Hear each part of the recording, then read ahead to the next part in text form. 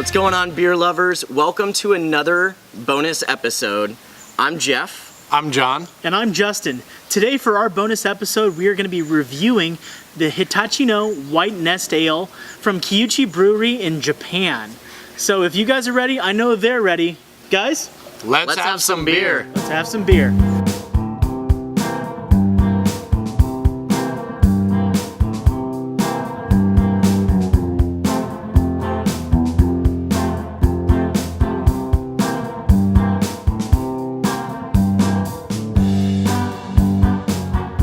Alright guys, so right off the bat, the first thing I notice about this beer is it's got a beautiful color to it. It's cloudy and blonde, I would say. It's very typical of a white ale to look this way, but it makes it very appetizing to the eye.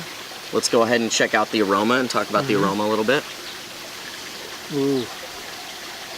So it's an ale brewed with spices and orange juice, and you can smell the citrus just right at the beginning, and a little bit of that spice as well. I definitely am picking up a lot of the spice, for sure. But the aroma is really nice. It's very reminiscent of a Hoegaarden to me. That's what I'm getting, is maybe like the cloves. Maybe it's something else, but it's got about the same amount of presence. It's there. It's not overpowering, but it's definitely there. The orange, I'm getting a slight citrus. It's not overpowering either. Everything's very light. Very light. But it's a good thing. It smells like, actually this smells like spring to me. Yeah. Yeah. All right, well, you want to go ahead and dig into the actual flavor? Cheers, guys. Cheers.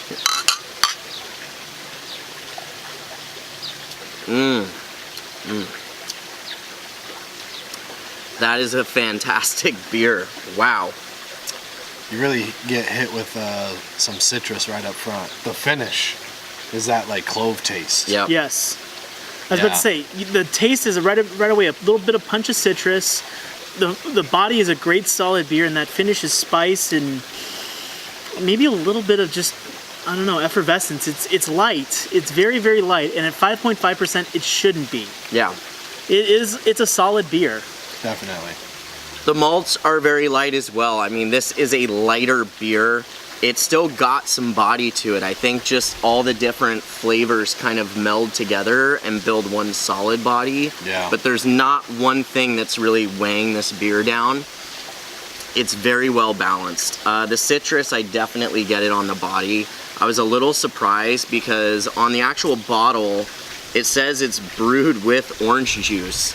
So my anticipation was I was gonna get a super orangey, punchy kind of beer. Same. Yeah, that was my anticipation. You're thinking Hangar 24 orange wheat. Yeah. Yeah. Yeah, but it's so subtle. They didn't overdo it, which to me shows real like craft skill. Hitachino, this beer is just fantastic. When it comes to the finish, I do get the clovey spice, and then you said like an effervescence. It to me it feels like on a hot summer day when you get sprayed with a mister. Yeah. That's kind of the feeling I get. It's very refreshing. This is totally a beer that I would love to drink by a pool on a hot summer day. This is definitely like a solid go-to beer. And I think I can tell you guys why it tastes so refreshed and so balanced and so all that. It's because Kiuchi, the brewery that's done this, has been in business since the 1800s. They started out brewing sake and sochu, and only until 1996, that's when they started brewing beer. And this was one of their first ones, their Owl Nest White Ale. And you can tell 8 generations of brewers contributed to this. I mean, we know some other breweries in the States that have 8 generations and 1800s and lineage like that, but I'd much rather reach for this than some of those other beers. Absolutely. Well, and that's the cool thing too, is when it comes to craft beer, I really do feel like my palate caters towards American styles, especially West Coast styles. I just got back from a trip to India with John, and the beers in India were not nearly as impressive as they are here in the States. No. So it's really cool to try a beer that's from Japan and it takes me back to the States. I mean, this tastes like something that I would have at a West Coast brewery. It's just far more refined. You can tell that they've perfected their craft. They've created a solid beer. All right, now let's break it down score-wise. Let's start with aroma. John, how do you give it as far as the aroma goes? I would say the thing about the bottle, like what Jeff pointed out, was the orange juice. And I was kind of expecting, like, I get a citrus, but I don't get like the orange.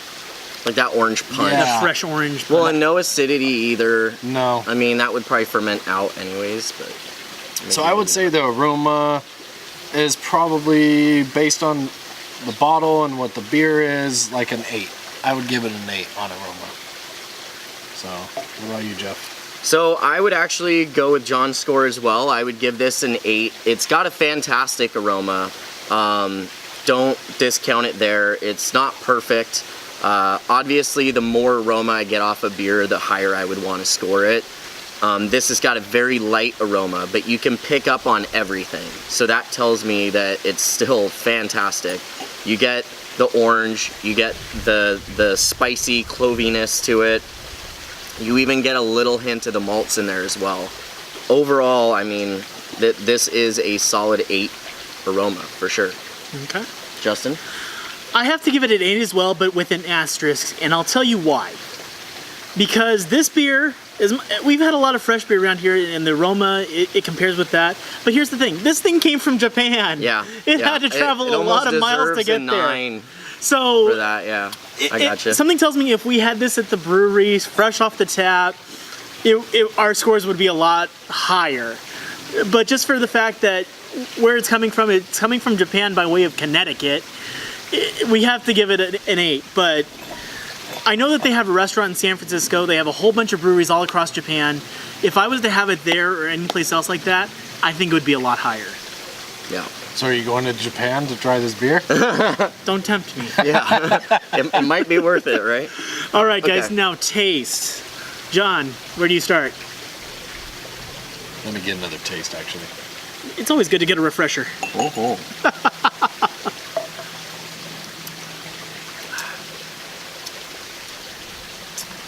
It's clean, it's crisp, it's refreshing, it's citrusy, it's great for a hot day. The taste, 8.5. 8.5, maybe even a 9.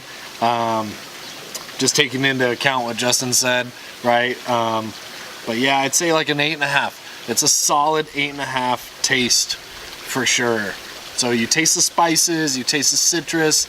It's cool, it's refreshing, it doesn't linger for a long time. It's good. It's very delicious. For me, I mean, to be honest with you, I've tried a lot of white ales, and some are hits, some are misses. I would say that I have a very select few that really knock it out of the park. This one in particular knocks it out of the park for me. Is it going to be my favorite beer that I've ever had? No. But as a white ale and as something that is completely outside of the normal craft beer scene that we have here in Southern California, I have to give this a 10. I have to, because I'm sitting here thinking if I ever drank a white ale again and somebody asked me, you know, hey, I got any white ale you want, which one would you want? This is at the top of my list. I can't think of anything else that I enjoy more when it comes to this kind of beer style. It's light, it's crisp, clean finish, tons of great citrus notes, tons of great spice notes. The malt's light, but still blends well with everything else. It's just, to me, it is a perfect beer. I mean, it's perfect for what it is. So I'm gonna give it a 10. Awesome. Justin? You know, you said it earlier perfectly. It's the taste of summer, and it's summer in a glass, and that's exactly what I get every time I taste it. Every time I just sniff it, have it go down my throat. It's summer Down in a his glass. throat. It goes down his throat, guys. That's what she said. Down his throat. So, as much as I want to give it a 10, I can't. There's so many other great beers that we've had that it's just, I used to love this beer. This is one of the beers that I got exposed to early on with craft beer, and there's a reason why I still love it, and it's still an amazing beer. But if I'm ranking them in the grand scheme of things, I just don't know if I can put it at the very, very top echelon. But it's like a 9.5. It's like so close to perfection now, but it's just, when it comes to the end of the day, I want to be reaching for some other stuff before I reach for this. But it's still one of the first beers I would reach for, hands down, if I saw it in a market, at the bar, period. Okay, so that leads us to our final question, and that's, would you ever buy this again? So John, why don't you answer that? So I would absolutely buy this again. Maybe not like during winter months, but considering that today is the first day of spring, I would definitely it's definitely a spring, summer beer, and I would want to go out and buy this beer. Jeff, what do you think? For me, I mean, it's not even a question. I definitely am gonna have this on my list for summertime. If I do any beach trips, or I plan on being anywhere where it's gonna be hot all day long and I need a crisp, refreshing beer, I mean, this is a solid go-to. 5.5% means I can drink quite a few of them without getting too tipsy. So it's perfect for that. It really is. Yeah, I would totally buy this again. And the fact that I wouldn't have to hunt for it makes it so much easier. I know when summertime comes around, it's time to grab a nice, refreshing beer. I'm gonna be looking for that awesome owl logo and find me some of this white ale. Yeah. So Justin, what about you? See, when it comes to if I would buy it again, it's an easy answer for me, because A, I've bought it before, B, I've already bought some more again, because little inside baseball, we have a beer club that we do every month, and this is going to be my month submission for it, so I think I'm going to have a pretty solid contender in the bag. Bastard. Bastard. All right, so that's it for us for this bonus beer review episode. If you guys love this episode, make sure you like, share, and subscribe it. And let us know down in the comments what beer you want us to review next. Until next time, that's John, that's Jeff, I'm Justin, and we will see you next time on Let's Have Some Beer. Cheers.